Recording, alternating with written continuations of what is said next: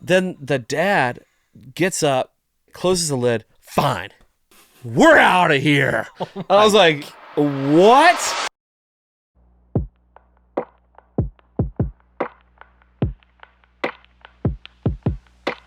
Thank you for tuning in to this week's episode of The Road to Reconstruction. I feel like for this week, I'm the one that needs the introduction more than my guest.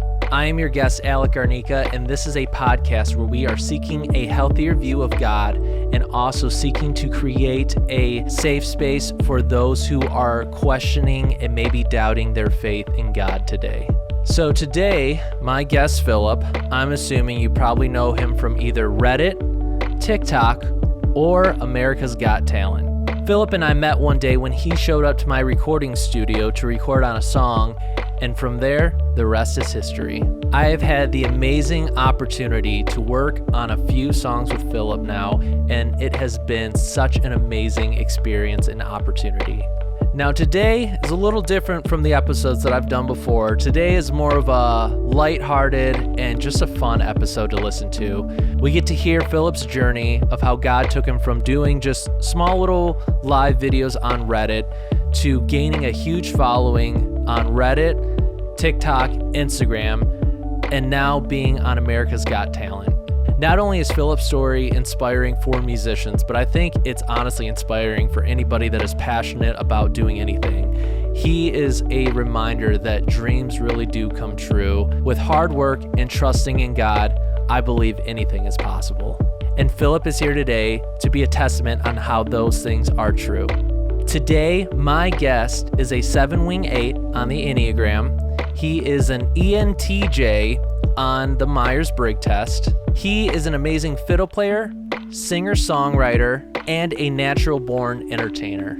Everyone, here is my interview with Philip Bowen. And by the way, please stick around to the end because Philip has one of the funniest stories that I have ever heard, and I could bet you anything that it is going to make your day. Thank you again for watching, and here is my conversation with Philip Bowen. And to think it all started with Reddit, right? Pretty much. Yeah. Yeah, I would say in 2019, I would say maybe like the middle of 2019. Yeah. I had switched to like a fully remote job at like a tech startup. Okay. Because I was like, I don't know if we want to be in Michigan. I really had not been back into music at all yet, besides just like playing on the side. Yep. And so I took this job because I was like, it'll give us some flexibility to do what we want to do. We could scout out some locations. We leave Michigan. We don't leave Michigan. We'll figure out what we want to do. Yeah. And my wife was pregnant with our son, our third child. Oh, all right. So I got invited to go to this music conference in Nashville. The Sing conference with the Gettys, which is a friend that I was doing music with at the time.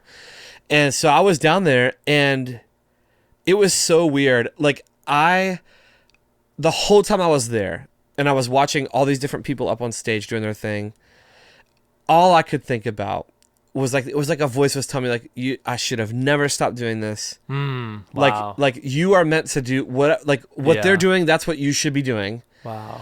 And so I just felt like such a passionate conviction for like trying to write again. And I remember I was driving home from Nashville to Michigan, and I stopped at this rest stop. I think I was in Kentucky somewhere, and the sunset and all this stuff. And I was just like, I was standing there and I was like, all right, I'm going to make a commitment to myself that going into 2020, I'm going to do something for music every day.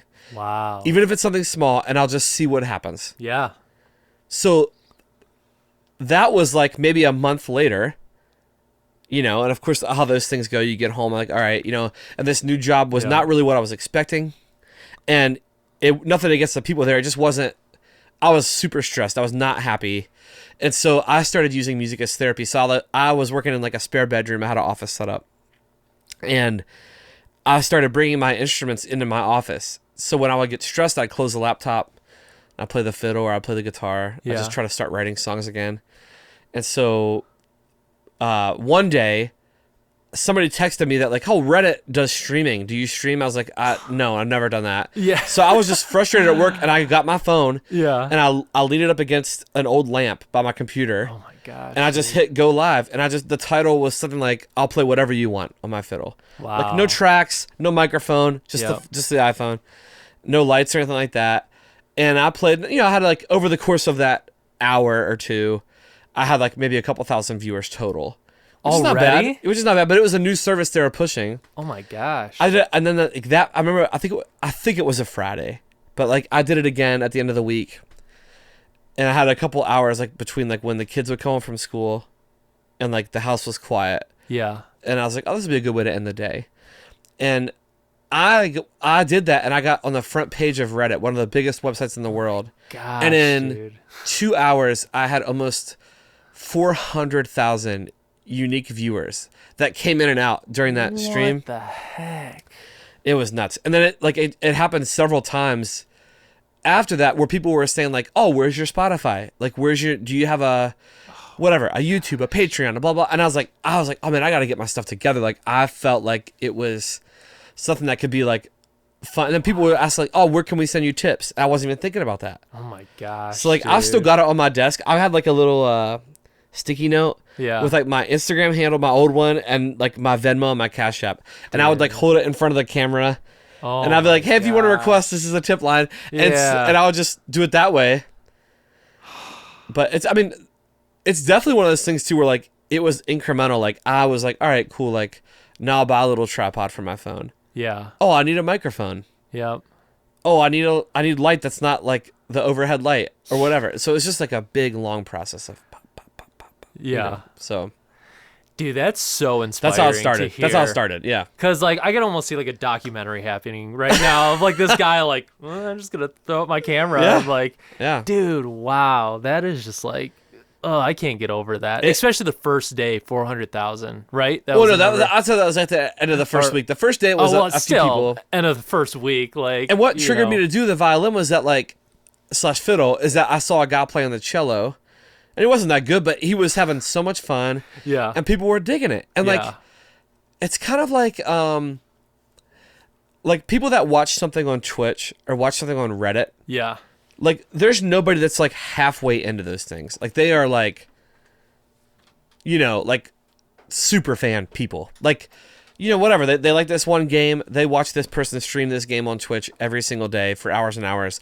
Like those are the kind of fans that you can get because they just like whatever you bring to the table, they're super into it. So it was a good platform to kind of test things out on and figure out like what I was doing. But I didn't really have a name for what I was doing yet either. I was like, oh, this is fun. What the heck, dude? Yeah. I just love how like genuine everything was. Like, because you didn't have like any like intentions of like, I'm gonna try to make money, I'm gonna set up this and that. Like it was almost a second thought. Like people were like, hey, where could we put tips? And you're like, oh, I didn't think about that.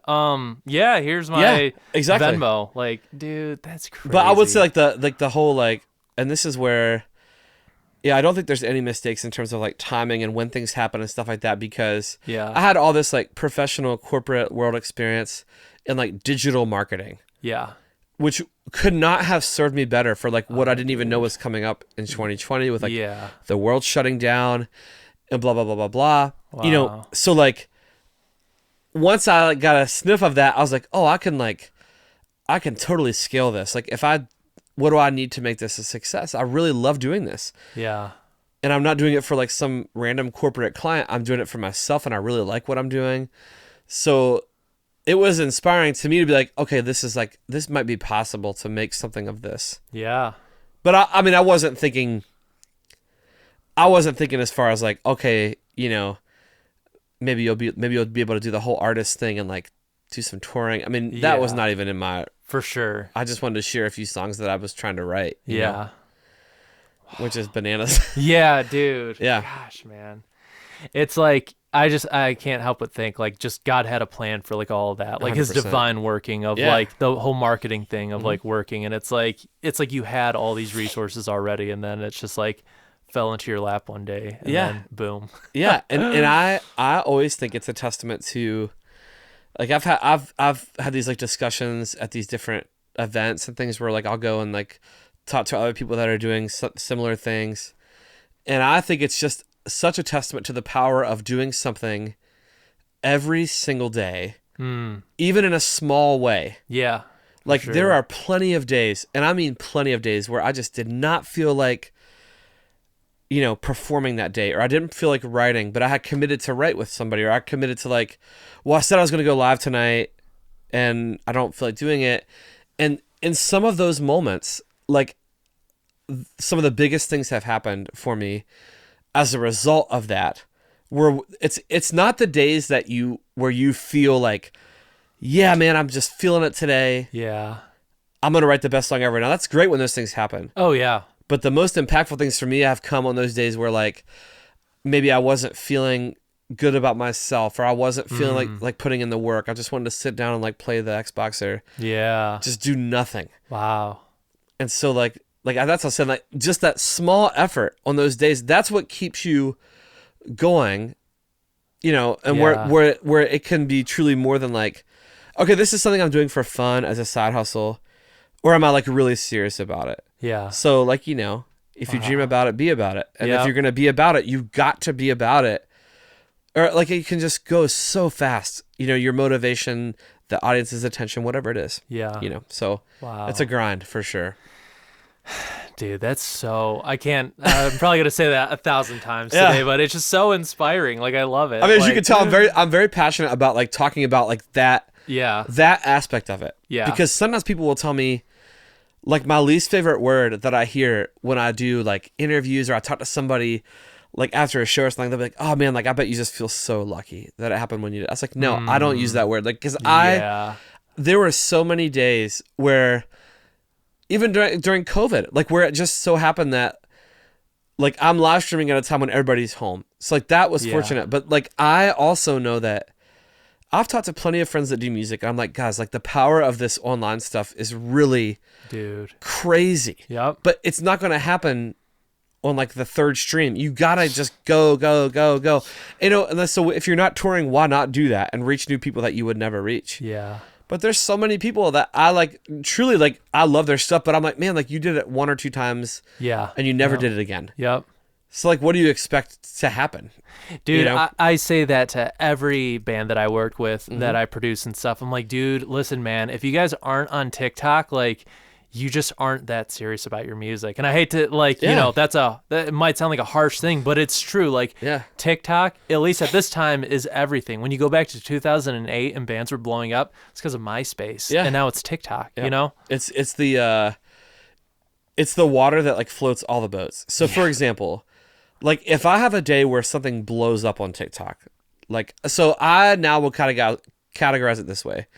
If I have a video that has over 1 million views, I consider that like, okay, I'll count that as one of my virals. Yeah. So now I have, I don't know, not in a cringy way, but I probably have on my playlist on TikTok that has, these are the 1 million plus vids. There's probably over 20 of them. Yeah.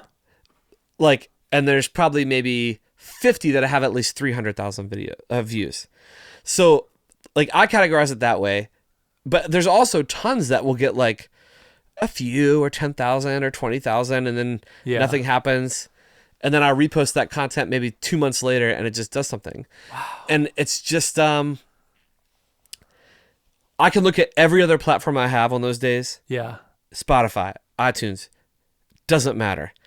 Like I'll look back at the metrics and you can see that ripple. On the day that TikTok goes, everything goes. Yeah. Whereas like if I have a huge day on Instagram, it's similar, but it's not the same. For sure. Yeah. So like those 2 platforms are like super critical. Yeah. For like just growth.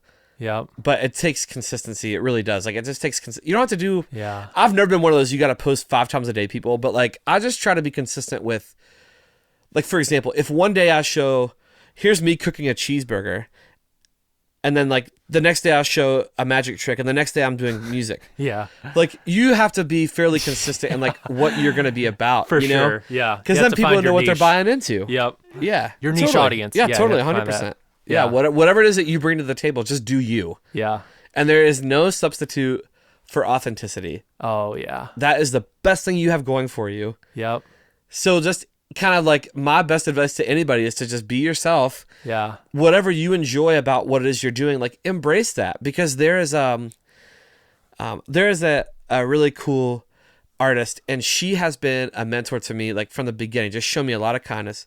You would totally know who this person is. She's very successful in what she does, and she told me early on, I had less than 1,000 followers on any platform. And I was like, thank you for taking the time. Like, I would just want to do like how you're doing it. She's like, you're doing it. Like, don't say that like you want to be an artist someday or you want to be this someday. She's like, you're doing it, so you're doing it. Yep. And until you really believe that, you're not doing it. And she said, what you need to do is like, fund your passion until your passion funds you. Some people quit everything. They quit their job, do all this stuff, move to here or there. Yeah.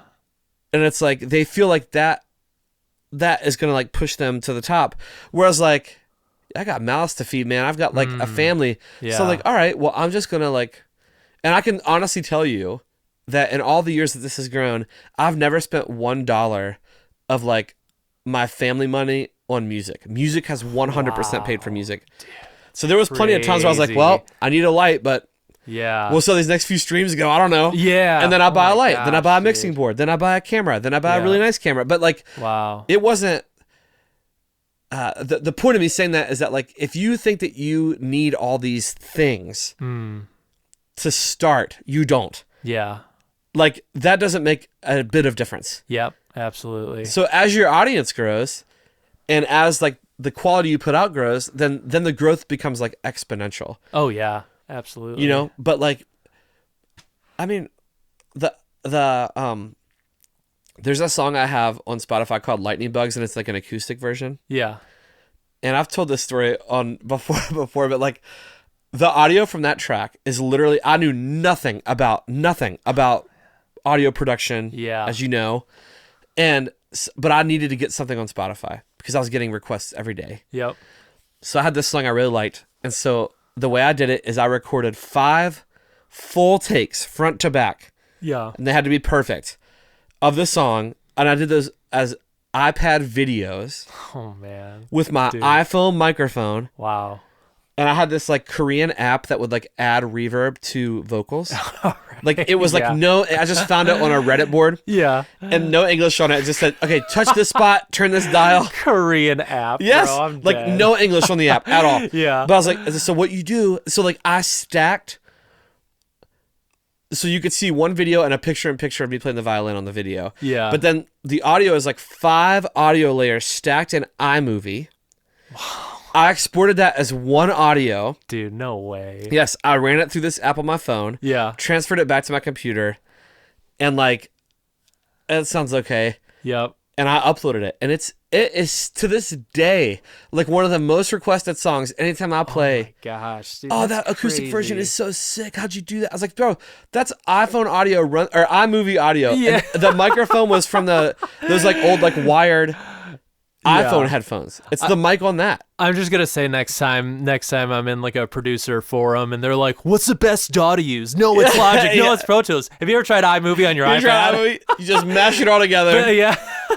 Philip Bowen made it pretty big with that. I mean, I mess like there's a few takes where I like messed up the last 20 seconds. I was like, well, I've got to do the entire song again. Yeah. Perfect. Oh man. And so like those are things I look back now. I'm like, man, like. Even though that wasn't the ideal way to do it, like I got it out the door. And so when people were asking for it, like I found a way to serve it up with what I had. Yeah, for sure. Versus like running to Best Buy or going on Sweetwater and ordering like $1,000 worth of stuff just to make one track. Yep. Not that you can't do that, but I'm just saying that it is possible to do it with what you have. Oh, 100%. At least when you're getting started, Oh, dude, you could do anything with an iPhone nowadays. Yeah. I mean, like this right now is being recorded with 2 iPhones. Bananas. Like totally crazy. I thought about going and buying like professional cameras, and I'm like, you know what? I have what I need right here. It gets there when it gets there. Yep. You know what exactly. I'm saying? Yeah. Dude, that's so cool. One thing I think of too when you were saying like just be yourself, like I'm not like using this to excuse any behavior or anything, but like, you are a 7 on the Enneagram. Totally. So it's like, Yeah. that is just like your motivation in life is to be like charming, to be enthusiastic, to just be entertaining. Bring and, joy. Like, yeah, bring joy Yeah. to the world. So like you're kind of just doing like your desire, like your innate nature, Yeah. And I see that. I feel like that's so much, like you said, there's no mistakes in God's timing. Yep. And I know when you and I first met, we were talking a lot about the Enneagram. My wife was like super into it at the time. And this is nuts because one of the cooler things that's happened through all this is, I don't know if you know the name Suzanne Stabile, but she is like an Enneagram teacher. She's written books and I just love her. I think she's awesome. Yeah. I was listening to her podcast for forever. Yeah. And then through all this stuff happening, like Jamie and I get invited to go do her podcast. Yeah, Tony and I listened to it one day. Crazy. It was awesome. We love that podcast, by the way. Yeah, thank you. Yeah, and it was so fun to do it with like my wife, with Suzanne and her son Joel, but like also like I sent her an email a few months ago now, where I was like, oh my goodness, like all this stuff that I have learned deeper about myself, in health and when you're not in health, has really helped me so much to like kind of gauge like what it is that is driving me, and like maybe why some days I just feel a little more like blue about, even though like I'm an optimist to a fault, like where some stuff affects me and some stuff doesn't, and I feel like sometimes I go way too right after the holidays, Jamie and I were sitting and I was like really stressing out about, I was just doing a lot and things have grown so much and I was still the only person doing anything. So she's like, hey, you just don't seem like you're having fun with this. Like, you either need to like scale it back or you need to get somebody to help you, because like you are like, you seem to me like you're burning out. And I was really feeling it and I was like, but I want to do more. Yeah. And then I was almost like doing the gluttony thing, but for this music, whatever this is. Yeah. So that was like one of the best conversations that her and I have had, because like now I have somebody that will help me with the social media stuff, just like the quantity of messages and comments. Wow. Yeah. And so she'll be able to send me like what's truly business and what's not. Yeah. And that like literally has saved me probably 15 hours a week just doing that. Yeah. That's and awesome. my brother now does like the tour manager thing with me when I go. I always like to have somebody to interface with the event. Yeah. So like, nice. So you're not the person that's dealing with everything. And I don't enjoy the business aspect of it all the time. For sure. Yeah. So like those kind of things where like you have a partner that can be like, hey, like I see this in you. Like I know what you're doing. Yeah. I know that like as a 7, like I can rationalize anything away. Just to feel good about whatever it is I'm doing in the moment. For sure. Yeah. But like those kind of things have helped me to learn how to like just sit in that negative space for a bit and be like, all right, I actually need to work. I can't like just blow past this. Yeah, for sure. So that's all been great, like to have that experience. Yeah, and that's the thing that I really do enjoy about the whole Enneagram thing, because I don't use it to excuse my bad behaviors, but like really to see your blind spots. And like that is the great thing of having a significant other, is pointing out those blind spots in you, because I'm the same way as well. Yeah. And I totally feel that. In order to do my best with whatever it is I'm doing, like I can't be like feeling like this type of way and like be successful or bring the energy that I want to bring to whatever it is that I'm about to go do. Yeah. So I'm super thankful for that kind of stuff. Oh, heck yeah. And so like that's why I said like I would describe this journey as a series of very small wins. Yeah. And every now and then I would get a big win. In fact, I got to this day, the biggest video I ever have on TikTok probably has almost 8 million views now. Just on TikTok. That's crazy. Cumulative, it probably has almost 15 million across all the platforms. Sheesh. I posted that video an hour before I came where we're sitting right now to work. We were working on a song. I think we were working on Stella. Oh, wow. Trying to finish it. Yeah. And I was like having a terrible day. Wow. Like my work was just not going great. Yeah. Like I had some other stuff going on. I had a financial thing happen and I was like, ugh, like I got to pay for this. I had a big car repair all in the same week. It was in the winter. And somebody had requested I play that video. It was Country Roads, and I was like, oh, okay. I didn't feel like doing it that day, but I had told this person, yes, like, thank you for that generous tip. Mm-hmm. It was, at the time, it was, which it still is to me, but like, this person had like a $50 tip. Like, can you please post a Country Roads video this week? Dang. And I was like, all right. And it was up at the end of the week, so I was like, I'm going to post it. I said I would do it. I'm going to do it. And you can go see in that video where like the angle is not how the lighting's not great. I literally put a tripod up. I was like, all right, I'm gonna do this real quick. Yeah. I did it. I did that. What you hear in that video, like first listen, first take, whatever came out, I closed it, did a quick edit, posted the video. And I remember sitting with you. I was like, dude, Alec, look at this. Yeah. I posted this video. Yeah. And when I posted that video, I had 5,000 followers on TikTok. Within 24 hours, I had over 20K. Dude, what the heck, man? And I'm sorry, it wasn't in winter, it was in May. Because this is like just yesterday I posted this screenshot of like a week after that video. Wow. And it was 2 years ago today.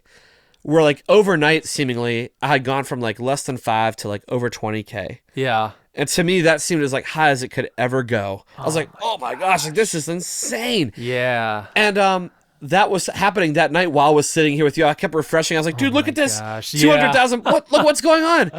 Like, dude, that's crazy. You know? Yeah. And it's just but once again, that was like on a day where like literally I almost called you and I was like, I just can't finish this song tonight, bro. Like, yeah. And I almost called you and was like, let's just like forget this. Like, I cannot do this today. I'm just having not a great week. Yeah, for sure.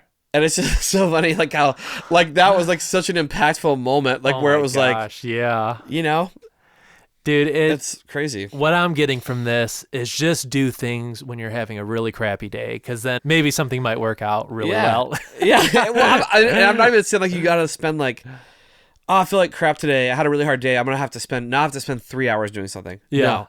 Like the mantra that I at least for me that I have written down. No. It's still on a 3x5 card on my desk. Yeah. It says create every day, even if it's something small, and watch what happens. Wow.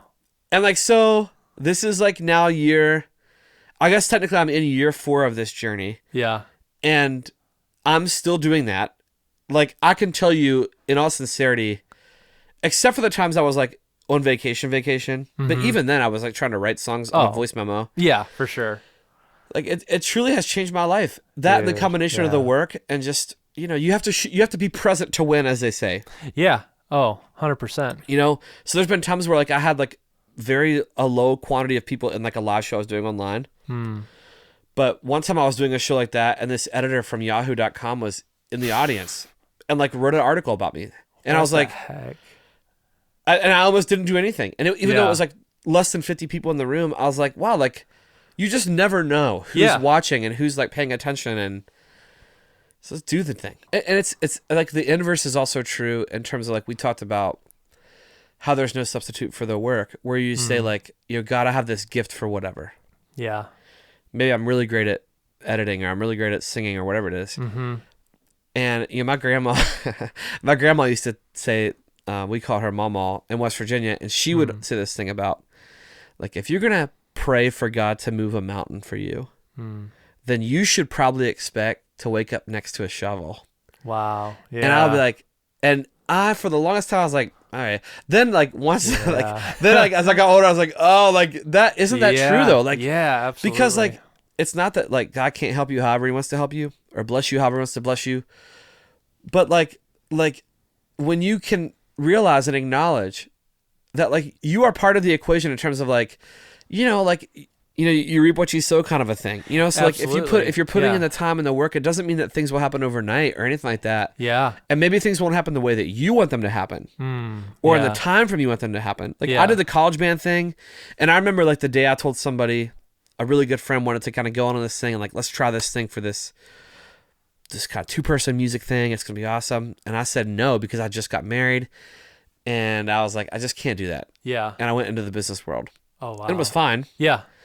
But then like, you know, it wasn't, I honestly don't think it was meant to be at that time. I really don't. For sure. And now I'm like, okay, cool. Like this is like, there's so much more to go, but like, it feels like some really cool things have happened. And I'm like, man, like, if God would have told me at the time, like, oh, you got to wait 15 years and then I'll show you what I can do.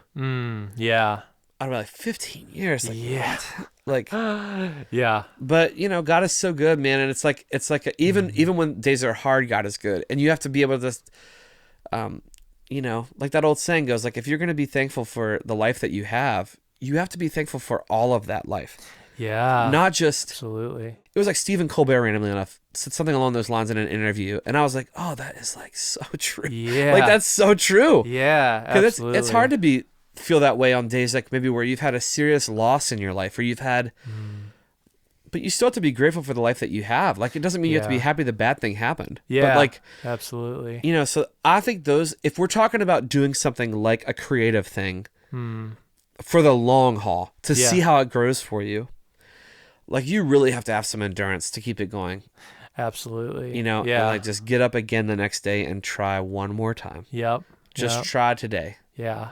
And see, you know, yeah, see what the day has in store. Yeah, and, absolutely. You know, whatever else. And one thing that came to mind too, so like hearing your story, there's so much success in it, and like a lot of success. I mean, you know, we're talking about you freaking auditioned for America's Got Talent, stuff like that. You know, how do you go about not finding your identity in that? Because I know that as like musicians, like I think this is way more of a musician thing. Like, this goes into sexuality. This goes into being a mother, a father, whatever you do, finding your identity in that. So like, how for you have you kind of balanced that where you don't find your identity in your accomplishments and your success? I think that it's really difficult, because I think that, you know, there are definitely moments, I'm a performer, like when I perform or whatever, there's like, that's definitely the drug of doing music, is like when you're on a stage and you can see people, like, you can see people emoting through the words that you're saying or what you're playing. And I remember the very first time I heard somebody sing my lyrics back to me, that I had no idea who the person was. I was singing Stella at 3rd and Lindsley, and I did this extra instrumental thing before the chorus, so that somebody in the audience jumped the chorus, and they were like, "Hey, hey!" I was like, like they know all the words, every word. You know, I was like, "Whoa!" And so, like, in those moments, especially, you know, it's so tempting to be like this is just like, it's all me. It's all me. Like, look what I can do. And I think that, like, it has such a careful balance of like appreciating that, like, I think one of the greatest gifts that God has ever given us is this like language of music, because it speaks to us in such a unique way. You know, you could hear a song you heard when you were in 5th grade, and it could take you back to that moment, like, instantly. And music is so powerful in that way. And so, like, it's being able to find a balance and a confidence in, like, the gifts that God has given you and the opportunities that you might find yourself in, but still kind of keeping a healthy, like, humility about you that says, like, like, it can all be gone, like, tomorrow. It can all be gone tomorrow. So who are you really? Now, I said this, I don't want to, like, say this ad nauseum, but, like, that's another reason why I think that, knowing myself, I think that if I had been given some of this success in this way with music, when I was like 21, I really don't think I would have handled it the best way. Whereas, like, now, like, I'm married, I have 3 young children. Like, I love being dad. As much as I love being a musician and a performer, all that stuff, like it's not even comparable to how much I love being a dad. Yeah, absolutely. Like, I would rather, like, never play again than, like, miss the opportunity to, like have this relationship with my children and my wife, and, you know. So that is helpful, though. That is the most helpful thing for me, because, like, you know, I try to keep that in perspective and be like, all right, like, you know, I want them to be able to, like, see this now and then see it 15 years from now and be like, oh, I'm proud of, like, what my dad was all about, and then, like, also see that as an example. You know, which is like I said, sometimes you do a thing and you're like, okay, maybe that wasn't my best choice. That's life. But then it's also having to try to have the stamina to be like, all right, like, I know this is like this X amount of dollars, and I only have to play like 20 minutes. It's a big payday. But, like, I got to live with that, like, forever. Wow. So that's hard to do, though, man. Like, I haven't always been successful in that way, but I feel like It's just like that's the biggest thing I always am trying to like just have discernment and like be wise about like what I will, go for and like what I won't. You know what I mean? Yeah. Oh yeah. That's hard though. Absolutely. It is. It is really hard. And I think you're doing a good job of it though. Oh, that's nice. Thank you. And I'm sure your wife helps keep you grounded and absolutely. stuff as well. Yeah. The whole family thing is like critical. I really believe that, Yeah.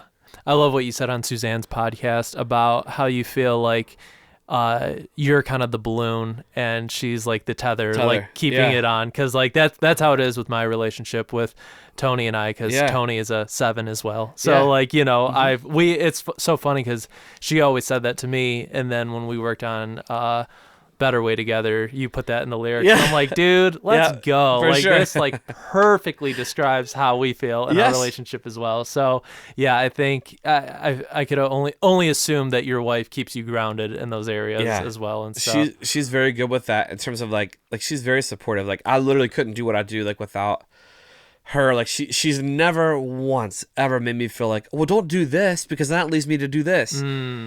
Like never. Like always. Like when I told her I got Mountain State, she's like, yeah, of course you did. Yeah. Like sometimes I'll be nervous about doing a bigger thing, and I was like, oh man, it went so well. And she's like, why do you act like relieved? Like like she is such a confidence in that, which is so nice. Yeah. But like Jamie, her preferred position would be like even at like, let's say I was playing something crazy like Red Rocks or something. Yeah. Jamie's position she would like to be like behind the curtain, like just looking out. Yeah. And like seeing it from that angle, versus like being front and center. Oh yeah. So like I could do that kind of stuff, and she could be like behind the scenes, and it works out well for us. Yeah, for sure. Mm-hmm. Oh, that's so awesome. And she's a 3, right? She's a 3. Yeah, nice. She's a 3. Yeah. So it's a good balance. But just like anything, like we've learned a lot about ourselves, like in the time we've been married too, and like having kids is like a whole other can of worms, and so. Yeah. It's like balancing. Like I said, that's our theme for 2023 for between us. It's like this is the year we're just trying to figure it out. Like, oh yeah, okay, well, how much do I want to actually travel? Yeah. What do I book? What do I not book? Yeah. Like, oh, like what's too much? I don't want to be like gone all the time. Yeah, for sure. Yeah. Okay, cool. Like we got like this is cooking a little bit now. So what do we do with this now? How do we allocate this and that? So like that's but I don't know how people would do it without like a partner that they really trust, because it makes all the difference in the world. Hey everybody, I just wanted to take a quick break during this episode really quick to let you know about our Patreon. For only $5 a month, you get early access, so you will get to view it a week before anybody else before it is on Spotify, YouTube, or Apple Podcasts, along with extended interviews. So this interview that I have with Philip right now, the extended one will be released as well, and you will get to hear all the extra stuff that I had to cut out. So again, for less than a cup of coffee a day from Starbucks, you will get extended content and early access. Also, I don't know if you know this, but if you're on social media following the Road to Reconstruction podcast, which you should be, social media is not always telling you when we are posting. To cut the middleman out of this, you can sign up for our newsletter right now, which you will get emails every single week when we have new posts. That means you will never miss an episode, and you will always be caught up to date with us. So again, the links will be in the description for both our Patreon and to join our email newsletter list. Thank you again for watching, and back to the podcast.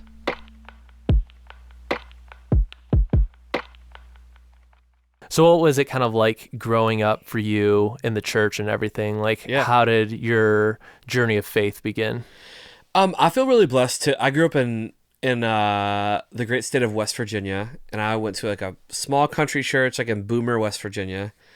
And, always kind of, maybe at most when I was a kid, was around the 200 member range. Most of my life, it was like kind of at 100 or right underneath. Yeah. My dad did all he was like the song director and the choir leader, all that kind of stuff. Yeah. And, we talked about this before, but like my background was where like, still like a church in the South where like they're like kind of conservative about some areas, but it was very much a grace-based, you're always hearing that message of like, no matter what you've done this week, like there's grace for you.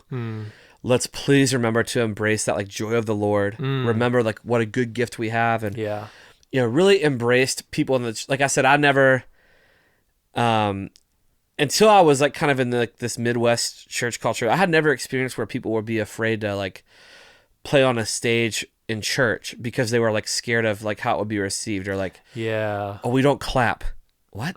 I never understood. Or people won't like speak out during church and stuff. Yeah. Whereas like even my church, which was like a Baptist, like a fundamental Baptist church, it wasn't like people were wearing like Hawaiian shirts during church, but it was like, I mean, there's always like what they would call like special music, and people would clap and be happy for each other, and like it was more of a celebration of like let's recognize how good God is to give these like wonderful gifts, and we're feeling blessed by it. Yeah.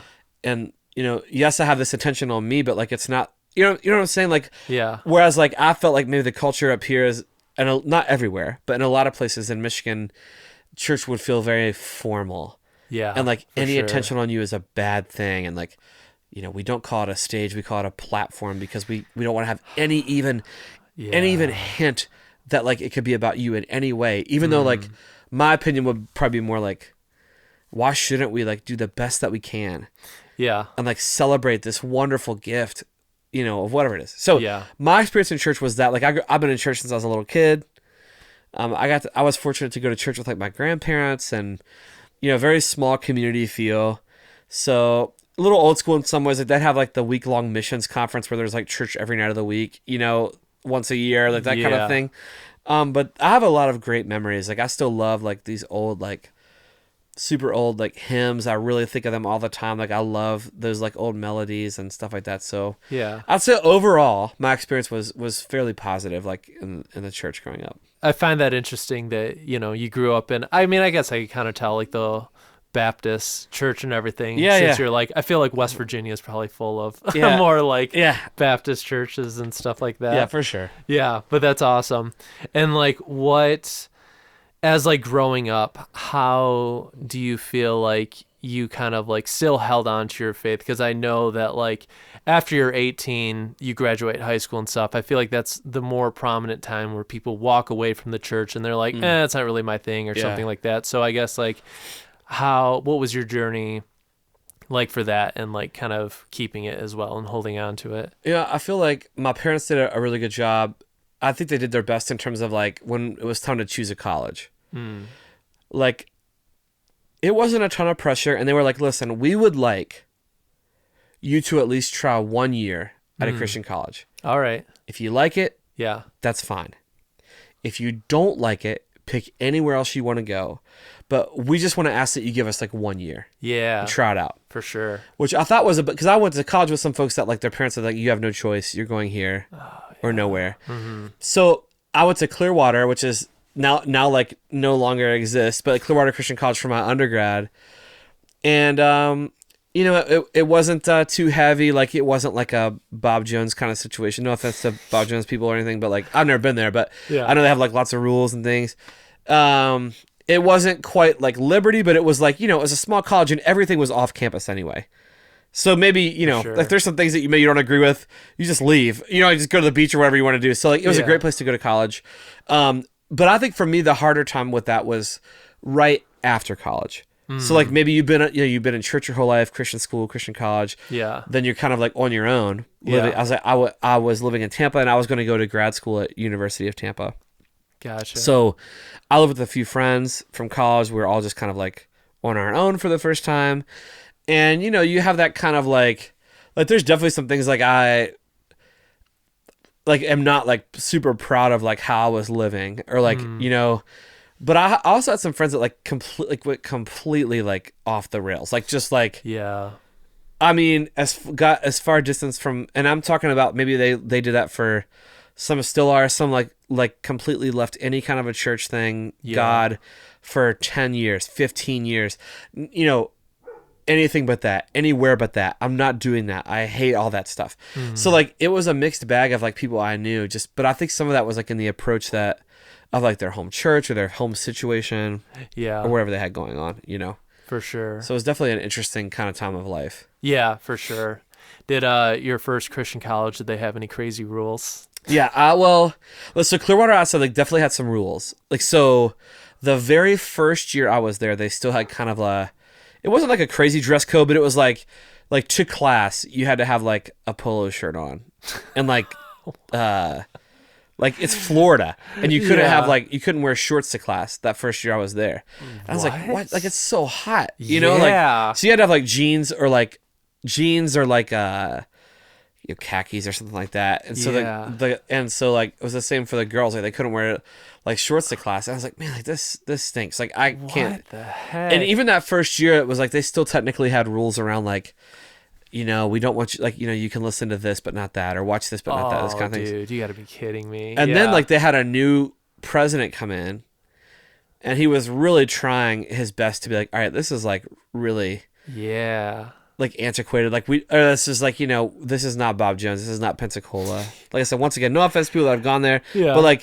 But like I would say the unique vibe of Clearwater though was, like I said, it was in a small little spot. So you had like a few dorms, a few big classroom buildings, a big cafeteria building, a student center, whatever. Mm-hmm. Then literally everything else you did was off campus. So most of the people that weren't taking it like crazy over the top seriously, I would say, you know, you do your thing, you go to class, and I was just like, whatever. I'd go to Dunedin, or I'd go to the beach, or I'd go this or that with my friends, and just live my life. But by the time I graduated, it was much like I said, it was a much different vibe. Yeah, it didn't feel as like restrictive and stuff like that. So yeah, it was interesting, dude. I never understood the whole like being that legalistic. Yeah, it's crazy. Like, is this for like a purity thing, or what is it? Because like, especially in Florida, it's like you pretty much want people to suffer. I know. Not wearing shorts. And I honestly think it did like a lot of harm to some people in the sense of like, if you're coming from a very closed, sheltered environment, and that's all you experience through like rules, like you try to break outside of that, you're getting whatever consequence, right? Yeah. Then like, then you're all of a sudden thrust into the real world, where like every experience, every possibility is at your feet, and you've had no experience with anything, even to like know what you like, what you don't like, what you say no to. Yeah. So instead of just like having a drink for fun with your friends or whatever, now you're going like 0 to nuclear on like everything in your life. Yeah. And it's like, whoa, like this is, you know, like, so I think that whole approach is so backwards, because not that you can't have standards, that's not the point. Oh yeah. But like, it's like, you can't, we don't want you to hear that song because you'll be hearing a cuss word. Yeah. Like, what do you think's going to happen when you go to your first real job and like Bob from the finance department gets ticked off? You think he's going to like not swear? I mean, it's just like, it's so dumb, dude. So that's just totally wild to me. It's like the Amish, like letting them out into the real world when they're like 21 or whatever. Yeah, exactly. That's exactly it. Yeah. I remember I had a friend who I'm still really good friends with. Like our freshman year, she got kicked out of Clearwater first semester because she was at a friend's apartment complex, and like she was like in a hot tub, like with a guy, God forbid. Yeah. And like not dating, just friends. Okay. And so somebody says something about it, and they're like, like it's just like, you know, whatever. Just total chaos, right? Like basically like ruin this person's life for a whole semester just to prove a point about what you think is appropriate. Like it's just so dumb. Like totally dumb. That is like, and then just being completely absent of grace now. Like Exactly. No grace. It's all about like, you know, like that whole approach where like, if you're not feeling bad about yourself for something, something's wrong. Yeah. You better not, we don't show emotion, we don't show joy, something's wrong. You know, like this is bad. Like, you know, where's your hair shirt? You need to be wearing your hair shirt. You know, like it's that vibe. And it's like, you know, or that whole like obsession with, like, I don't want to get myself in trouble here, but like this, like almost like intellectualism is obsession. Oh yeah. Where like, it's like, well, you know, what's your firm stance on this ology or this ism? Yep. Yeah. Who do you read? Yeah. I had a person who is in leadership at a church one time asked me this question in this way. I can tell a lot about a person by who they read. Who do you read? I was like, you mean like Nelson DeMille, or like I read fiction and fantasy. I like sci-fi. No, but like, you know, what's your position on so-and-so's position on this? I'm like, bro, man. Like, whatever. Like, and I'm not saying that like, obviously, like the word and theology have their place and are very important. I mean, obviously with the Bible, like that is the place. Like I don't mean it like that. What I mean is that like, I think sometimes there is such a focus Yeah. on that where you have somewhere along the line you've lost your compassion and you've lost like the humanity of the person. You know what I mean? Yeah. You've lost your love for people, and that doesn't mean that you don't have standards. It doesn't mean that there aren't things that you hold fast to. Yep. But it just means that you have held firm to that stance at the expense of like not seeing somebody's own struggle and humanity and like how you can best love them. Because like if somebody's really going through it, maybe you shouting their opinion on their favorite author is not the way to bring them closer to Jesus. And I think that is the main beef I have with that kind of stuff most of the time, is that like, okay, that's great that you have a double doctorate. Yeah. But my mother's in the hospital. Dude. You know what I'm saying? Oh, I'm like crawling out of my skin right now, trying not to like go off on it. But it's a hard thing. It really is. And a lot of people have lived through that. A lot of people go through it. Mm-hmm. And it's not even that. I think that a lot of the people that fall into that, where that becomes their whole identity, I think it is very well intended. I don't think that it's that they don't love God or that they don't have great intentions for their church or the people in their church or the people that amongst them. I think they're wrong about the approach to it. Oh, the approach is horrible. But I don't mean that to be like a character assassination on anybody. Like people anywhere have churches like this that go through these kind of things. Yeah. All I'm saying is that, like, at the fundamental part of all of this, is our compassion for each other. And when everything is a battleground, when every little thing is a piece of land to be won or lost, there is no way that you can show the kind of compassion and the empathy for people that is needed to like help people out of some of the pits that they're in. Yeah. That's all I'm saying. Dude. And you and I have had this conversation before where I have been in this exact like situation that we're talking about right now, where I was going through a freaking hard time in my life and I'm pouring out my heart and I'm venting, and somebody just feels the need to correct my theology and my doctrine or whatever. And I'm like, dude, I just needed someone to listen to me. Like that all that is great and whatnot, but like, it's just like, do you really think I'm gonna like ruin my life because I believe in like the gifts of the spirits are seized or not or whatever, you know? It's just whatever like, you want to say, dude. Like it's like we are fighting over like the salt and pepper shaker on the Titanic that is literally sinking. Exactly it. the old like, okay, well, you know what we need now is like, you know, we're not going to do this famous children's program because we don't like this one thing they stood with one time. So now we're going to have our own thing, and we're doing this way. And if anybody mentions that, that's like a major problem. So, you know, we're all going to, and you're saying like, this is a Band-Aid on a shark bite. Yeah. This is doing nothing to help anybody here, except for maybe helping a few people's egos who think it should be done a certain way. Yeah. And like I said, there's nothing wrong with like, every church is a little different in the way they do things. Maybe some church has a meal here and there. Maybe some church, for whatever reason, every third Sunday they all go play kickball. Well, that's all fine. Yeah. But like when those like little nuanced things become like your identity to the expense of where, you know what, if you don't agree, that's fine, but you can just go. Yeah. And what do you think people are doing right now at churches? When those things happen, they are just going. Yeah.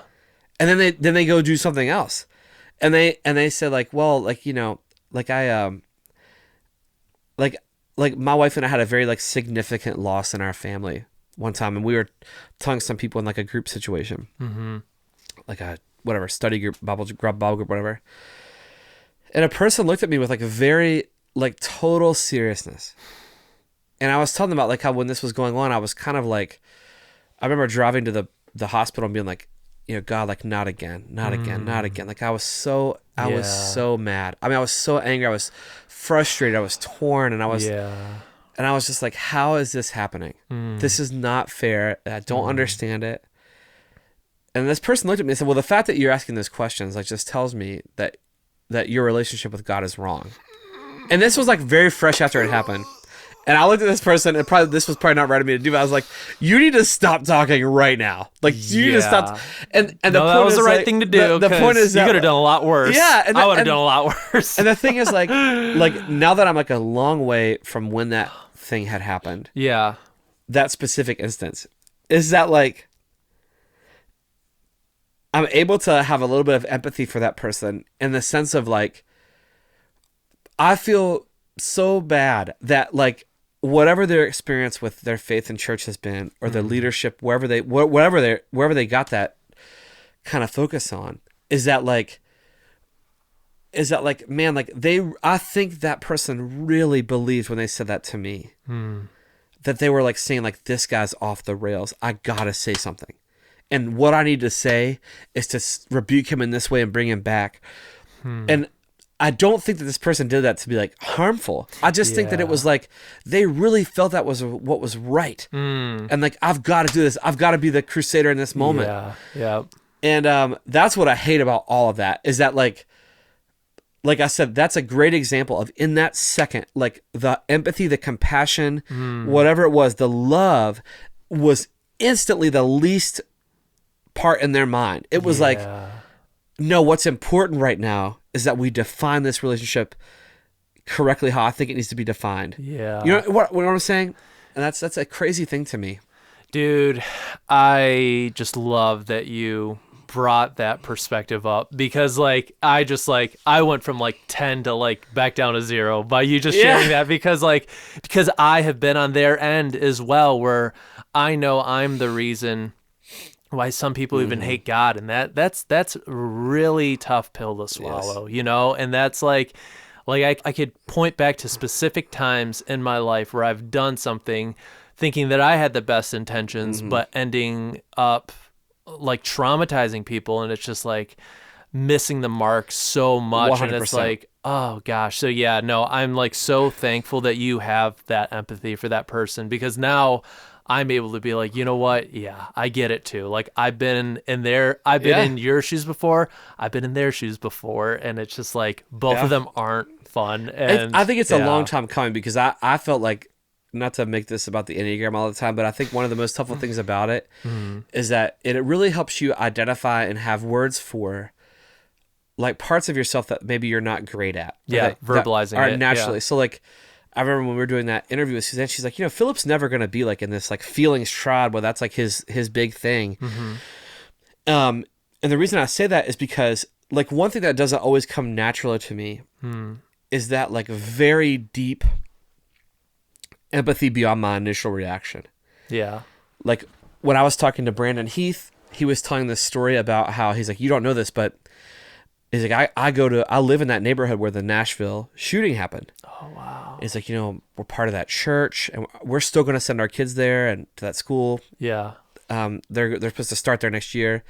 And he said that, he's like, what you'll never hear on the news that is true. He's like, do you know that the people at that church like paid for the shooter's funeral?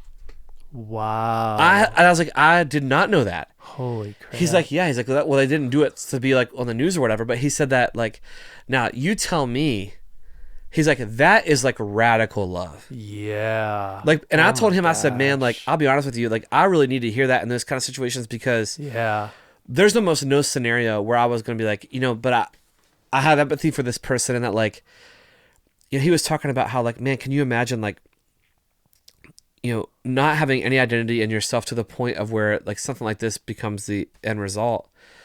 And then to have a church, families that are grieving, say, you know what, like we will contribute to pay for this funeral. Yeah. Like to me, like my wife was like choked up and I was like to me, but that is the power that when we say that maybe we want to try to be like Jesus, or we believe in the gospel, like that's the gospel is like that kind of being able to show that kind of love under those circumstances. It takes a supernatural effort that doesn't come natural to anyone. Oh no. And that's when he said that, I was like, that's exactly what I said to him. I was like, man, like that is where like, what do people do in those moments without that faith where you can like say, you know what, like like who else could do that except somebody that like had that kind of like love. So I think that maybe there are some people that have like lost a little focus in that area is all I'm saying. And that like maybe, and I'm obviously I'm not a pastor. That's not my calling. I don't think I could do it. Like I have so much respect for that calling. I just think maybe in some areas people are dealing with a situation where like that kind of like love is just not shown in that way. Yeah. Where it becomes more about, it's way more performative. Yeah. You know?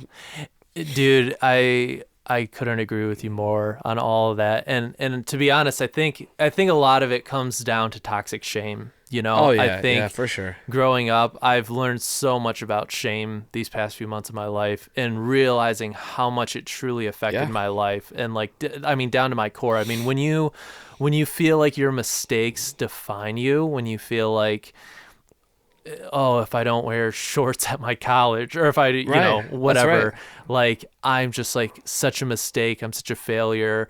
I'm unredeemable, all this stuff. I mean, that stuff like really follows you, whether if you want it to or not. It sure does. Yeah. So I think anybody, because you know, I hope we didn't go too far of like bashing people that have done this before, because like I said, like you know, I've been there, we've all been there and stuff, and I think I would just encourage anybody to really to just really look into like how toxic shame affects their life, because I'm sure one way or another it does, whether if they know it or not, you know. And you know, when in doubt, just be kind. It looks good on everybody. If you have a doubt in the moment, just try a little bit of kindness. Just try it. Try some compassion, see how it feels. I need to work on that every single day. So I'm speaking like myself when I say that, but like, you know, in those moments, like just try that and see how it feels, like see how you do. And it doesn't mean that you don't address the things that are important to address. It just means that maybe we lead with love versus like leading with like, let me bash your head in with this thing that I think about. Let's try leading with compassion and love, and just see. In my experience, that has been the much more effective approach anyway. In terms of building a relationship with somebody, you know? And you know, I want to bring this up really quick. I'm going to put you on the spot, Philip. Sure, please do. So, I just want to share a very fruitful moment in your life where you were able to do that with me. So it was when we were recording the first song together every season. And I remember I was like, hey, let's meet up for coffee and let's talk about this. And I was literally like, oh man, either a week or 2 weeks away from like my divorce being finalized. And I was just not in a good place, obviously. And I just like, I remember being so like in distress, and you could tell, and you were kind of like, hey man, so like, you know, how long were you guys together for? Like, it was like, you just knew, like, and we didn't talk about music at all. And like, and I felt so bad, because I was like, man, I was gonna like talk about, you know, recording and music and stuff today, but I can't even. But dude, I just remember you comforting me in that moment, and you shared that story about the whole hospital thing too. And I remember you, you know, even though it's just cool how this plays full circle right now, like how that was your moment of like someone not being as compassionate towards you, but then you didn't respond in the same way for other people. You know, you use that same situation to help me. And I just remember you being like, listen, man, I remember, I don't know if this helps, but I remember like just being so angry at God, and I couldn't even drive down the same roads. What do you remember? And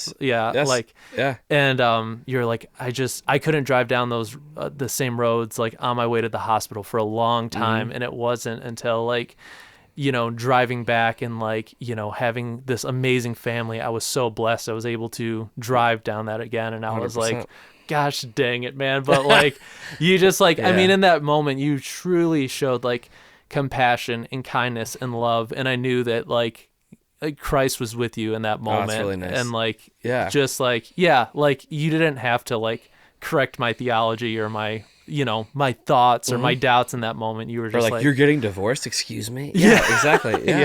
Exactly. Well, I mean, I think that is that's a blessing. That's really nice of you to say. And I just think that is like,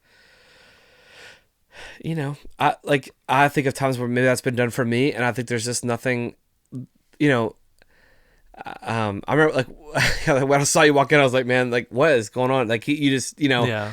and but I remember texting you like that night, and I was like, hey man, great chat. But let's next time we talk, let's chat through this song or whatever, Yeah. I think those are the moments that really matter, though. You know what I'm saying? Like, Oh, it's what really 100%. matters. Like whatever the work that has to be done will be there. Yeah. But like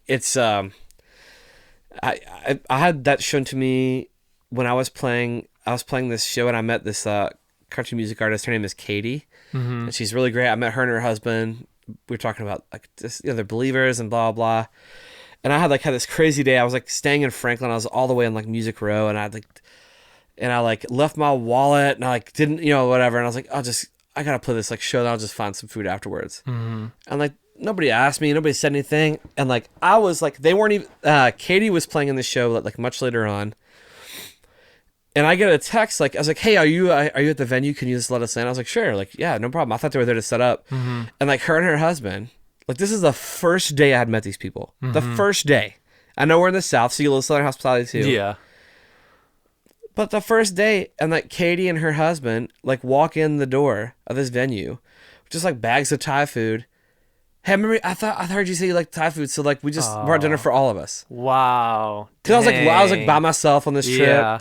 It was one of my first times ever to Nashville. Yeah. And I can still remember sitting in the back of 3rd and Lindsley, eating Thai food at this high top with Katie and her husband. Dang. And I told her so many times, like, man, like that just meant so much to me because it was a small gesture, like a meal. Yeah. It's just like normal conversation. I was nervous to play Yeah. this gig on my first time in town. And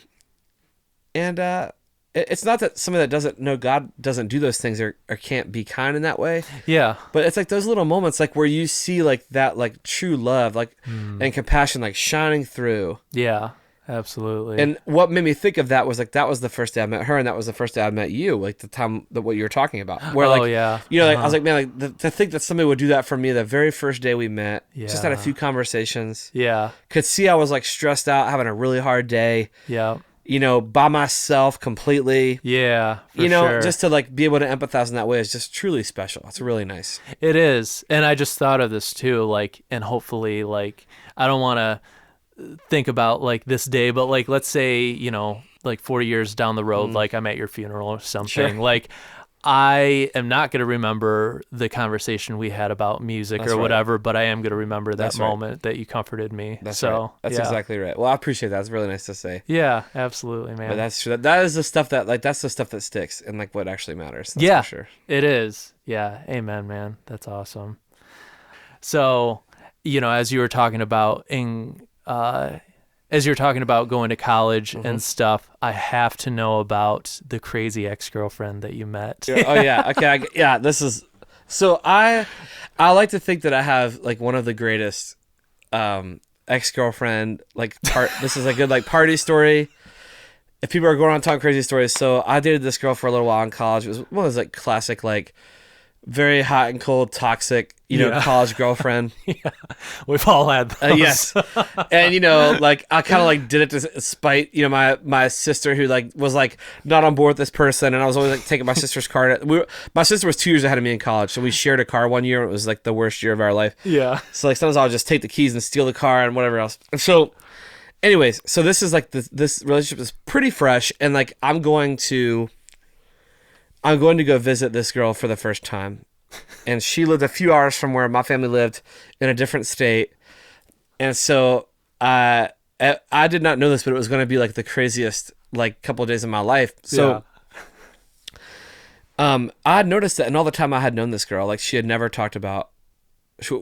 hardly ever talk about her family. Yeah. Her parents especially. So we go. And I'm pulling in this like really nice neighborhood in this like suburb of Washington, D.C., just this gorgeous neighborhood. And I was like, well, this is really nice. This is cool. Big old whatever brick house, pull up. Yeah. And the house is all like dark and spooky. And the girl I was dating was at the door. And she's like, oh, hey, like, you can meet my family. My dad wants to show you where he works. Yeah. And I was like, okay, all right. So, and I had never really still had the picture of like what her dad did. Yeah, for You like know? a living. Yeah, just like a vague reference to he was like a small business owner or whatever. All right. So the mom, I walk in, the mom is just like on the couch, doesn't really acknowledge that I walked in. I was like, hello. You know, I'm very like, can be kind of like bubbly and stuff. And I'm like, all right, just trying to like, you know, hey, here I am. This is me. Yeah. Oh, hi, you know, hi. It just like looked away. I was like, okay. And then, dude, and here's the thing, you have, and I find this with sevens, like you guys have that type of personality where it's like, if somebody doesn't like you, they're the problem. I don't try to think black and white, but like that's typically what I was think. like, what's your problem, first of all? Second, so then like the little brother comes running down, like a teenager, younger teenager. Yeah, barely out of middle school. Yeah. Comes bounding down the stairs, and this kid is like, yeah, you know, how really like, crazy, man.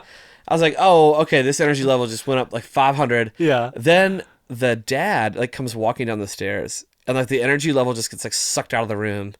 This very severe, you know, stoic person. Yeah. Is like, oh, you must be Philip. Yes, I'm so and so. Well, let's get in the car. We're gonna get something to eat, and I'll show you where I work. That's what we're gonna do. I was like, okay. So we get in this car, and so somehow I find myself in the back seat with the little brother, and my girlfriend's up at the front, and her dad's driving, obviously. And that's so weird. Why wouldn't she like sit there back there with you? I know, it's so weird. And let it be known, this is like, it's pitch black. Oh my It's like it's after 9 at night. I remember that. I'm like, so we're gonna go get food, okay? And where do you work? Like, okay, whatever. So we pull up like right outside of town, and it's this big. I just see a building and like a big old parking lot. Nothing going on there except some like smoke coming out of the chimney or the furnace, whatever. And we pull up to the back of this building. So it's dark as heck. So like I can't see any sounds or nothing. So I'm like, we pull up, and he's like, all right, get out, let's go. So very aggressive. Very, very aggressive. Not good vibes. And so the kid, her brother, and her just run to the door like they're at Disneyland. I'm like, okay, this is fighting to get in. Yeah, fighting to get in. And I was just like, man, I was like, holy heck, like what is this place? It's just like very warehousey looking. It's the back. So we walk in, and I'm just immediately struck by the smell of like antiseptic and fluid and blood. And my mom, her whole career is in anesthesia, so I'm very comfortable around hospitals, visiting my mom at you know, in between her surgery breaks, having lunch with her or whatever. So this is the smell I'm getting. Is like, oh my! I was like, bro, it smells like very medical, like somebody died in here, something like. And the dad like makes this comment. He looks up at the smokestack thing. And he's like, it smells like somebody's having a cookout, and they're all just laughing. Oh, they're having a big old time.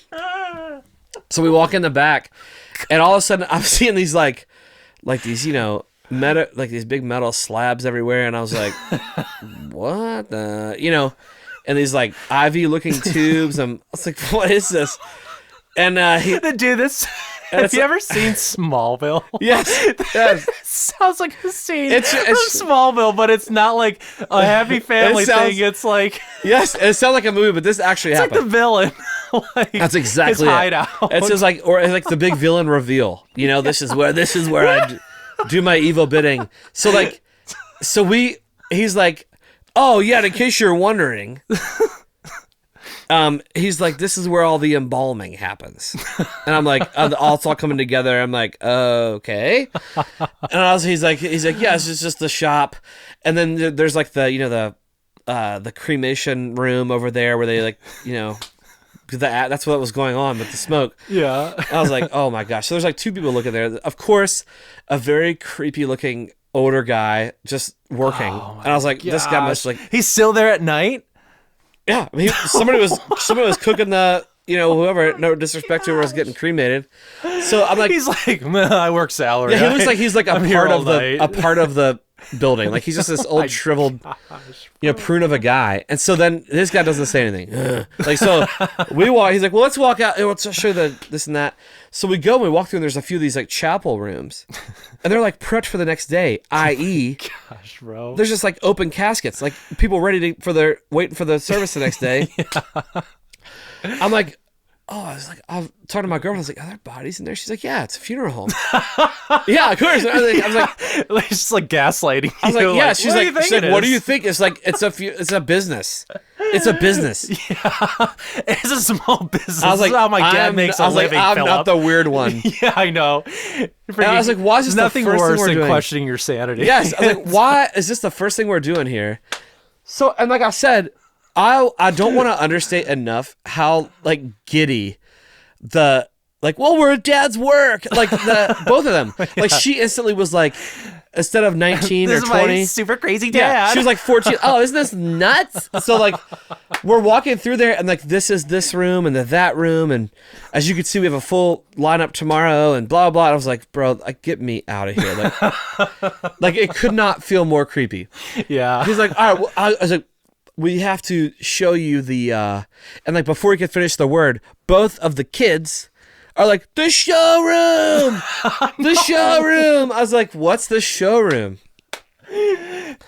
Bro, I'm like, no way. I'm like, this like has this to be, giddy. I'm looking for like the hidden cameras. I was like, this is nuts. Yeah, I know. So like we walk to the front of the parlor area or whatever, and there's this big room with the double glass doors. We walk in there and oh boy flips on the switch and it's just caskets. Oh my god. Everywhere with like little cards like the bells and whistles. You know, this one's got the blah blah blah blah blah. Yeah. This one got Bluetooth. That's crazy. Yeah, so honestly, in the casket. yeah. Yeah. So like the boy, I can't remember what his name is. I wouldn't say it. Let's say his name was Timmy. Timmy, which wasn't yep. his name. That's a good younger brother So name. little Yeah. Timmy just was like, yes, and just runs Oh my over gosh. to this like Timmy-sized casket Yeah. and just jumps in. Why do I feel like they're like, sometimes we have sleepovers Yeah, in here? 100%. Then the girl I was dating, she runs to a pink casket and just jumps in. Oh my The dad brushes past me, bumps me on the shoulder, brushes past me, and lays down in a casket. And then like at once, like those old vampire movies, they like rise up out of the things. Come on, pick your casket. You gotta pick one. Try it out. And I was like, pass, hard pass. I was like, no, I'm good. I'm straight. Yeah. No, you gotta do it. Like, and little Timmy's like, come on, Phil, you gotta get in the casket. Where do you think we're gonna hang out at? Yeah. What do you? I mean, when you guys get married? it's the showroom that keeps. It's a showroom. You got to pick one. Like if you had to pick one, what would you pick? Yeah. I was like, not interested. I don't want to do the casket thing. I'm so freaked out. I'm like barely. Where's the mom in this? Oh yeah, she's back home. Oh, she didn't come. With you? She's like, I'm just so wiped I'm out watching from my all the fun program. we had yesterday. Yep, At the I'm watching my funeral. program. Don't bother me. Yeah. So mom's back home watching her whatever she's watching. Dad, Timmy, and girlfriend are in a casket. And I'm trying to like text in my phone in my pocket like, this is crazy. Like I gotta come home tomorrow. Like I'm supposed to be there for like 5 days. Yeah. So I say no a few times. They keep going, come on. So that classic awkward, do it, no. Then the dad gets up, gets out of the casket, closes the lid. Fine. We're out of here. I was like, what? And like, I wouldn't even have drove home with them. That is so terrifying. Timmy's like, to Dad, come on. No, he's like, no, we're out of here. I get it. I know how it's gonna be. Like this whole family gaslighting me, just like, what? You're such a jerk. Like, and Kristen's like, oh, can we? So girlfriend is like, the girlfriend's like, thanks a lot. What, she said that to Thanks you? a lot. What's your like? Philip, you really ruined this whole She's thing. like, what's your problem? A what? I'm like, what? I was like, this is like every red flag that exists. Dude, this is literally a skit from I Think You Should Leave. Yes. I don't know if you've ever seen like, that. But I always think, like, I had a friend tell me once, like, in the right setting, that could have been kind of like a really cute, like, hilarious story. They would have, like, if they would have been a little different. I was like, I don't know. If It was still like getting the replace, casket. like, coffin with like he sold like bed mattresses or something. And I literally had never met any of these people. This is within the first 15, 20 minutes. Yeah. So I'm tired. I've been driving, whatever. Blah. So he's like, you know what? We'll just go through the drive-through. Get in the car. So we're all in the car. My mood is ruined now. I don't even want to go inside. I'm back there with, the little jack of all trades, Timmy in the back, just bouncing off the walls. Yeah. Asking me all these questions about college. I don't want to talk. So we go through I think it was like a Friendlies or one of those like, Yeah. and like what does everybody want? So they're all getting like cheeseburgers and fries and stuff like that. I just got like a chicken sandwich or something. And so we go home and the mom is in the same spot, doesn't acknowledge anybody. Yeah. So they all just eat in their own little spots in the living room, and I'm just standing at the kitchen counter with my food. And I was like, Not even with cool. your girlfriend? No. She's Where's like, she at? she's brooding because of like my behavior. So I can't believe Philip ruined this for all. So I was like, well, son, I'm going to just show you where you'll be sleeping tonight. Oh. So, and mind you, there is that empty guest bedroom, Yeah. unused, upstairs. Surprised there wasn't a casket. You'll be in the basement. So I go down to the basement, and it's this like half-finished nightmare fuel after I just experienced the funeral. Yeah, this is where we put the people that aren't appreciative of what we do for a living. It's like their great-grandmother's pull-out couch bed. Has like a, like a quilt on it and some pillows. And I was like, oh, okay, I'm good. Thanks. Good night. So I'm tired. I'm going to bed. Nobody else. So like the lights, I turn off the lights. I just get in bed. I was like, start texting all my friends. I was like, bro, like, and my mom didn't want me to go. Yeah. She's like, this is not a good situation. Yeah. I'm not trying to pick on you. I don't like this girl. She's not for you. Yeah. Your sister doesn't like her. I don't like her. Yeah. Side note, if you have a mom and a sister and they both don't like the girlfriend, it's just not going to work out. It's not going to happen. So that they're both like, told you so. She's crazy. Blah, blah, blah, blah, Yeah. blah, blah. This is what you get for doing it out of spite for your sister. My dad's like, it can't be that bad. Just, it's fine. Don't be rude. I was like, no, I've got to find a way to get out of here tomorrow. Yeah. So hours pass. It's going on like the witching hour, like 3 a.m. Yeah. This is a true story. Let me emphasize this. I'm in bed and I can hear like these like heavy footsteps coming down the stairs on the main floor. Like all these doors opening up and like, yeah. And it's definitely not the girlfriend because she's like this, it's like, sounds like a grown man, Yeah. And I know it's not Timmy. So like, I just hear the basement door open and I see this like crack of light on the stairs. And I'm like closing my eyes, like, like I'm squeezing my eyes, like barely pushing it. And I'm like, yeah, what fresh hell did I walk into in this house? So like, I just see the dad's head like slowly poke around. Oh my gosh. And like, I guess just making sure I wasn't up in the daughter's room or something. Oh, yeah, sure. Yeah, and it's just like, and I mean, it probably was 10 seconds. To me, it felt like 20 minutes. I'm just closing my eyes, kind of looking like, peeking, and I just staring, not moving. I'm just like, oh my gosh. You comfortable down there? Yeah. And then it just doesn't say a word, just closes the door. Oh my gosh. So, and you said this like 3 a.m.? Yeah. Oh, so it's like he got up to check on you. Got to check on me after 3. Set an alarm. So the next day, it was a Saturday. And I remember that it was the fall because West Virginia had I'm a huge Mountaineers fan. Yeah. And I was just like, want to watch this game. And I'm like, I don't know what we have planned today, but I've got to find a way to just leave. Yeah. Not even 24 hours into this 5-day trip. Yeah. So like, everybody is still furious. Are you everybody's refuse to get into it? Everybody's giving me the cold shoulder. Everybody. Nobody's being nice. Bro. No one is being nice. Well, there's Cheryl. Just you want to get a bowl of cereal. So like, I'm like, bro, okay. Everyone gets waffles. Yeah. He gets a bowl of cereal. So as a 7, I was like, I need to win this. I need to turn this ship around. Caring what people think about you. Can't let it go. Yeah, I can't let it go. We are going to have fun. This would be my girlfriend too. So.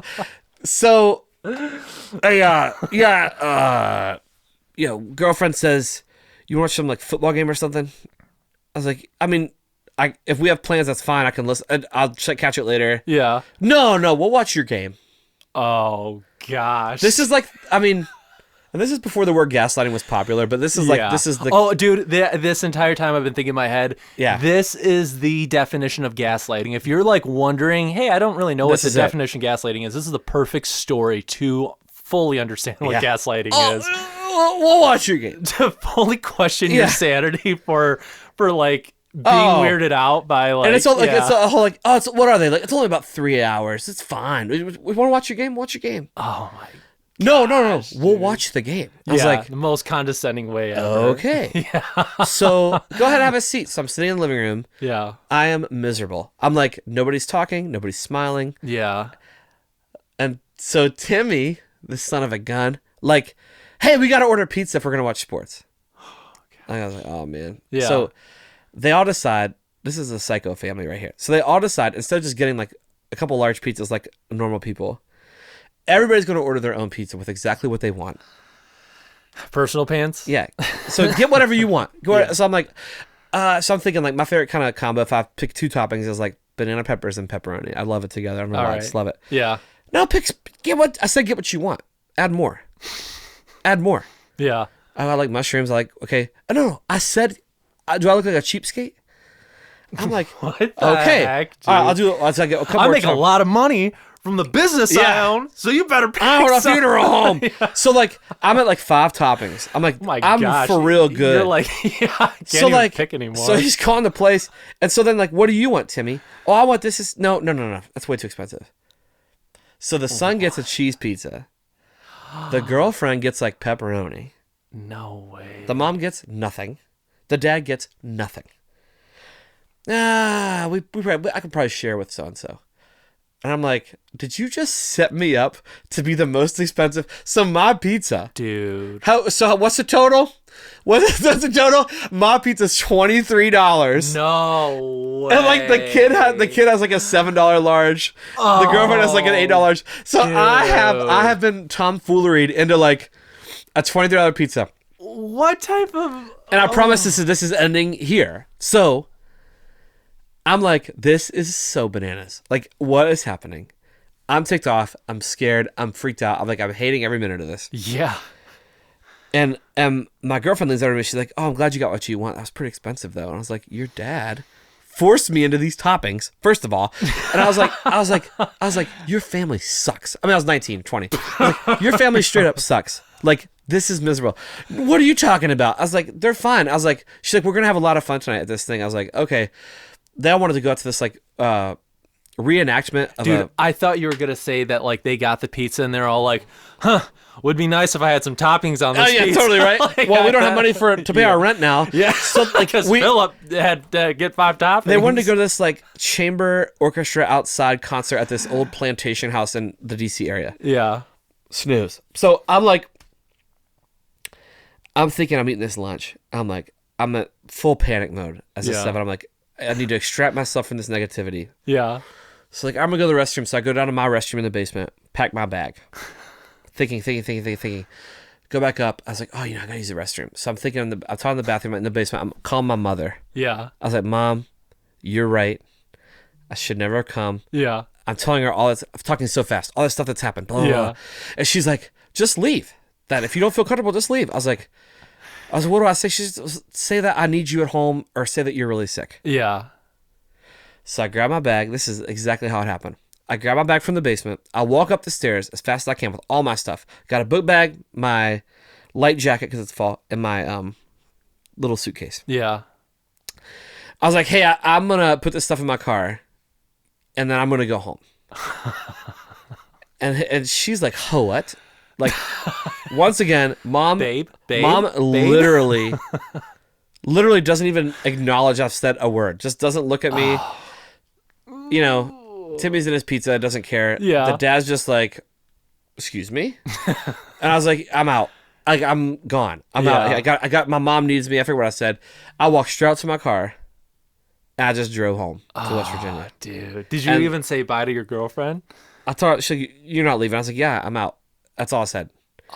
And then, crazy situation. Like, so she's like blowing my phone up the whole way home. Yeah. I just like turned, I was like, forget it. So that's my crazy story. So like, that was and that period of time. You embarrassed me. Was probably a total of like an 18-hour window. Because I got there like almost at 9 at night. Yeah. And I left before dinner time the next day. Wait, did you leave before getting the pizza? Yeah. Oh no! And now Boy, I said screw that pizza. Yeah. I said I'm out, dude. And now all this family has to remember you is the rude, inconsiderate boyfriend that didn't even. Can eat you his believe pizza. that son of a gun wouldn't even get in a casket? The disrespect. Here's what I want. I'll pay $1 million to have this happen. I'm going to find this family, interview them, and hear their side of the story. Yeah, do it. Please do. You'll get a story. I guarantee you'll get a story. I am just dying to know what their perspective of all this is. I wish my mom had recorded the phone call from the bathroom. Oh, dude. Yeah. She's like, "What's going on, Phil?" I was like, "Mom, maybe if we could get, maybe if we could get in contact with the FBI and see if they can track down that phone call." Dude, all I heard from the next month, the rest of that break, we told you so, Phil. Oh my gosh, dude! I'm telling you, I'm on your side, Phil. I was like, "Mom." Philip, want to let you know, I know. We love you. We want the best for you. Yeah. But I told you and my so. sister's like, you're my wrong. sister's like living high on the hog, man. She's just like, I told you. So that's my best. That's my best girlfriend story. So crazy, man. Well, thank you for sharing that. The first time I heard this story, so welcome. I couldn't believe that I heard it for free. It's my best one. Yeah, you tell stories so well too. Even when we had a break and you're telling me the story, like I was just like. So I felt like I was there. Like you're just so. I remember telling this. We were shooting that video for the music video thing for Stella. Yeah. And like everybody was just enraptured by this story. Just losing our minds. Yeah. Yeah. Happy to tell it. Anytime. Yeah. I do remember Tony making the comment. She's like, his wing 8 came out at that point. It did. Yeah, it did. I was like, I'm out of here. Oh my gosh. Well, dude, thank you so much. What a pleasure. Again. Thank you for having me. Dude, this was a freaking blast and a half. Dude, I know I sound like a dad saying that. Not really. But, no, it's that's fine. what came to mind. Dude, anytime. Happy to do it. Yeah. Yeah. Dude. Awesome stuff. Anything you want to, any big things coming up that you want to tell the world about to go check out? I mean, listen, you just look for my name, Philip Bowen Music, on all the social media. I'm out there. Yeah. I have a few live shows coming up this year. Nice. So I'll be playing in Virginia, not in that town though. In Virginia, I'll be playing in Kentucky. I'll be headlining at Americana Fest one night, which is crazy. Nice. In September, I got a bunch of shows coming up in the fall, so just stay tuned. Nice. And you should watch America's Got Talent this summer. I was about to say, and tune into a small TV show. Who knows what could happen? Who knows what could happen? Who knows? I know we didn't talk about it in this conversation, but Philip and I talked about this earlier. I asked him how he did on America's Got Talent. He wasn't allowed to tell me. Yeah. So we'll have to all see for ourselves. I don't even know. His wife doesn't even know. I was kicked off the program. He was kicked They off didn't let me walk in the building. Yeah, it was actually the ex-girlfriend's dad was running the show, and he said, "Not this guy." The ultimate long play. Like, all right, we'll wait all these years later, and we'll get him. Yep. This is how they got you. It was actually all fake. You were never going to be on America's Got Talent, and you went back to their house. I will say, I truly loved the experience. Simon is an OG. Loved it. Loved meeting Terry. Yeah, I was about to say, what was it like? So we'll see meeting what Terry happens. Crews? Super awesome, dude. Dope. So we'll see what happens. But it was a really cool experience. Nice. Let's go. And I auditioned. That's what I'm allowed to say. Yeah. Yep. I did audition. Yep. Awesome. Well, there you have it. Philip Bowen, everyone. Thanks you. again. See you guys. Thank you again for listening to this episode with Philip Bowen. Every time I hear that story at the end, it always cracks me up. The first time I heard that story, I can't believe that I heard it for free, and I still can't believe it. The same guy that you see on the internet and television is the same guy that you will also meet in person. Philip is such a genuine soul, and he brings so much joy to this life, and he is somebody that I will always appreciate for that. Thank you again for joining us on the road to reconstruction. You can check us out on Spotify, YouTube, Apple Podcast, and you could also follow us on Facebook, Instagram, and TikTok. Thank you so much again for watching, and have a great day.